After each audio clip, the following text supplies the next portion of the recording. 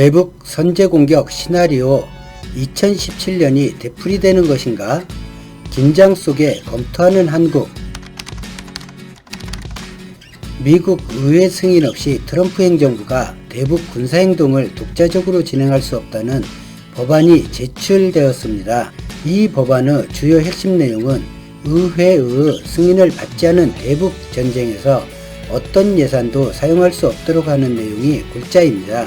법안이 가지는 의미와 이 법안이 통과될 경우 한반도에서 무슨 일이 일어나는지 살펴보겠습니다. 이 법안은 2017년에 한번 제출된 적이 있으나 가결은커녕 상임위에도 상정되지 못하고 폐기된 법안입니다. 로켓맨, 늑다리로 설전을 주고받으며 북미 간 긴장이 고조됐던 2017년 말 트럼프의 돌발적인 전쟁 개시를 염려한 의원들이 상하원에 법안을 발의하였는데 실제로 전 주한미군 사령관은 2017년 여름부터 2018년 초까지 대북 선제 공격을 계획하고 실행을 저울질했다고 일본 언론과 인터뷰에서 공개하였습니다.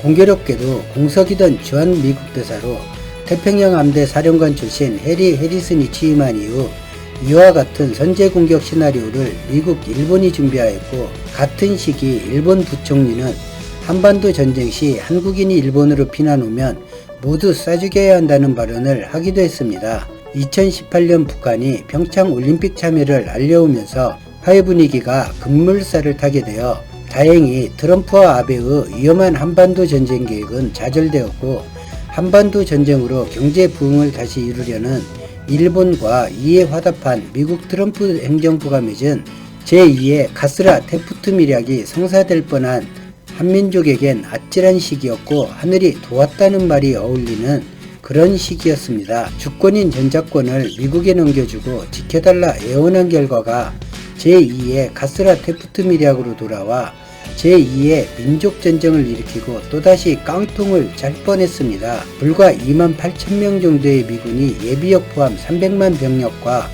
세계 6위 군사력을 좌지우지할 수 있는 상황에 참 새삼스럽지도 않게 기가 막히고 코가 막힙니다. 의회 승인 없는 대북 전쟁금지 법안은 한반도 긴장 완화 기류 속에 상임위에 올라가지도 못하고 폐기되었는데 미국 의회에서 이런 법안을 준비해야 할 만큼 실제로 트럼프 행정부의 움직임이 뚜렷했다는 방증이기도 합니다. 2017년 자동 폐기된 이 법안이 2년 만에 재상정되었습니다. 최근 김정은 북한 국무위원장의 건강 이상설이 제기된 이 시기에 이 법안이 재상정한 것에 어떤 의미가 있을까요? 법안을 낸 마키 의원은 성명을 통해 북한 내부 움직임이 불확실한 상황에서 미국은 북한을 누가 이끄는지 상관없이 대북 전쟁을 추구하지 않는다는 신호를 분명히 해야 한다라면서 트럼프 대통령은 과거 화염과 분노라는 수사로 돌아가고 싶은 유혹을 받아선 안 되며 이는 한반도 비핵화와 분쟁 종식이라는 미국의 안보 이익에서 멀어지게 할 뿐이라고 지적했습니다. 법안을 공동 발의한 칸나 의원은 대통령은 전쟁을 시작하기 전 반드시 의회를 거쳐야 한다라면서 김정은의 건강을 둘러싼 불확실성과 지도부의 변화가 발생할 때를 대비한 비상계획에 대한 보도들 사이에서 미국의 대외정책은 한반도 평화 달성을 위한 외교적 접근을 우선시해야 한다라고 밝혔습니다. 두 사람의 발언 중 눈여겨보아야 하는 것은 트럼프 행동을 염려하는 발언입니다.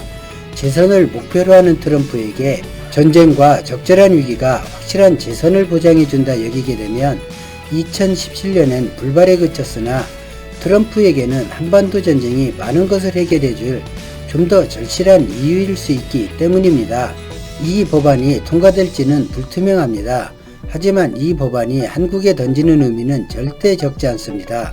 한국 정부에게 경고하는 의미가 있을 수 있고 트럼프와 아베에 대한 경각심을 불러일으키는 목적일 수 있습니다.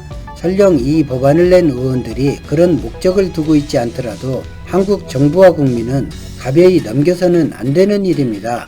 한반도에서 전쟁을 마치 어린아이들이 개구리에 돌 던지며 장난하는 것처럼 바라보고 있다는 것이니까요. 저는 미국 스스로의 행위에 제약을 거는 이 법안이 통과될 가능성은 아주 적다고 보고 있습니다. 그런데 제 예상과 달리 이 법안이 통과되면 어떤 변화가 있을까요? 우선 주한미군과 주일미군을 연계한 한반도 관련 미일 간의 협작이 비공개로는 불가능하게 됩니다. 총 한 발을 쏘는 예산도 의회가 허락해야만 가능하게 되는 것이어서 그렇습니다. 그럼 공개적인 움직임으로 이를 만들어야 하는데 이는 불가능에 가깝습니다. 일본이 관여되는 부분도 현 정부 체제에서는 받아들이지 않을 것이고 무엇보다도 북한에 오히려 선제공격 명분을 줄 수 있기 때문이고 한국과 북한 당사자가 아닌 미국과 일본이 주도하고 개입하는 움직임엔 중국과 러시아가 같은 움직임을 보일 것이기 때문입니다. 즉 일본 영토가 전쟁 범위 내로 들어가는 결과가 나오는 것인데 이를 미국과 일본은 절대 바라지 않습니다. 미국과 일본이 구상하는 전쟁은 한반도 내에 국한되어야 합니다. 그리고 공개적 전쟁 준비가 불가한 가장 중요한 이유는 한국이 미국에 바로 손절매하리라는 것입니다. 미국, 일본이 원하는 전쟁 시나리오를 받아들이면서까지 한미 동맹이 필요하진 않기 때문입니다. 이 법안이 받아들여진다면 주한미군은 현재까지처럼 억지력을 최선으로 방어와 대응 타격에 전념하게 됩니다. 한국군의 유상엔 어떤 변화가 있을까요? 미국과 한국은 지금 크게 세 가지 정도에서 협상을 주고받고 있습니다. 전작권과 한미연합사령부 지휘권 그리고 주둔 방위비입니다. 이 중에서 전작권은 주권이라는 세계 공통의 인식 때문에 시위를 뒤로 미루려는 미국의 시도를 거부한다면 현 정부 임기 내에 가져올 수 있고 전작권이 넘어오면 미국, 일본의 제2의 가스라데프트는 더 힘을 발휘할 수 없습니다.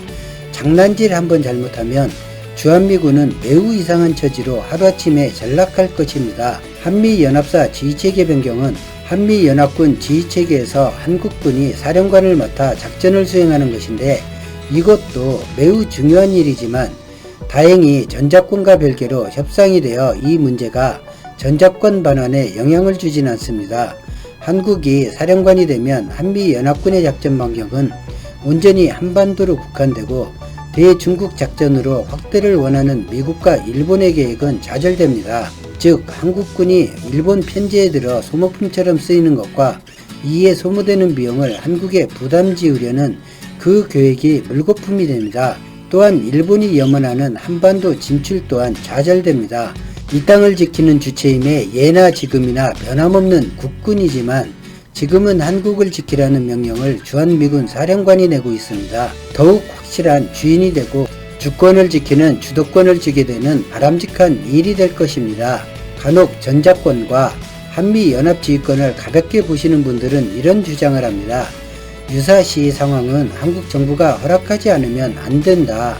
틀린 말은 아닙니다. 그러나 틀린 말입니다. 그 유사시 상황에 진입하면 아니 어떤 이유로 유사시 상황이 만들어지면 대한민국 군권은 즉시 미군에 귀속되고 한국 정부 의지와 무관하게 집행됩니다.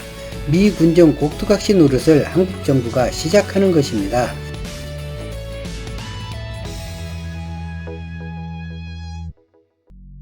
어느 나라든 군권보다 강한 힘은 없습니다.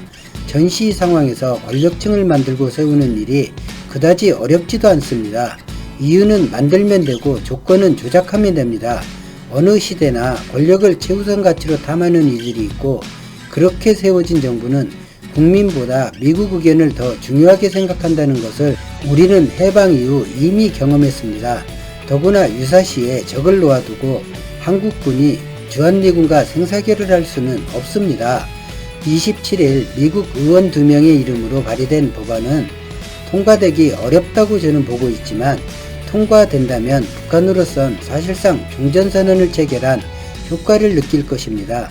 그리고 불투명한 위협에서 한결 부담을 덜 것을 느낄 것입니다. 법안 통과로 그러한 결과를 북한이 느낀다면 불필요한 도발도 많이 줄어들게 될 것이고 대결 국면에서 협력 국면으로 전환도 앞당겨질 수 있습니다. 별거 아닌 법안 하나가 아니라 한민족에게는 많은 의미를 지니는 법안이 제출되었습니다. 제가 보는 관점과 여러분이 보는 관점이 다를 수 있습니다. 다르다는 것은 우리 사회가 건강하다는 것이기도 하지만 무작정 미국과 일본을 추정하며 하는 주장은 나라를 좀먹고 망치는 행위라는 것을 인식했으면 합니다. 한민족 안위를 위해 한미동맹이 필요한 것이지 미국 안위와 일본 부흥을 위한 한민족 희생을 전제로 한미동맹이 존재해서는 안 될 것입니다. 우리는 더 강해져야 하고 자주국방에 더 힘써야 하며 무엇보다 그런 의지가 강해져야 합니다. 그런데 중국이나 일본이 침략해오면 어떻게 해야 할까요? 주한미군 주둔과 상관없이 죽기 살기로 싸워야죠. 주한미군이 없으면 바로 싸워보지도 않고 항복해야 합니까? 주한미군이 있으면 주한미군더러 대신 열심히 싸워서 지켜달라고 해야 합니까? 적어도 한국을 군사력으로 건드리면 함께 죽을 각오를 하고 덤비라는 의기를 보여야 대한민국을 지킬 수 있습니다. 오늘 영상은 여기까지입니다. 고맙습니다.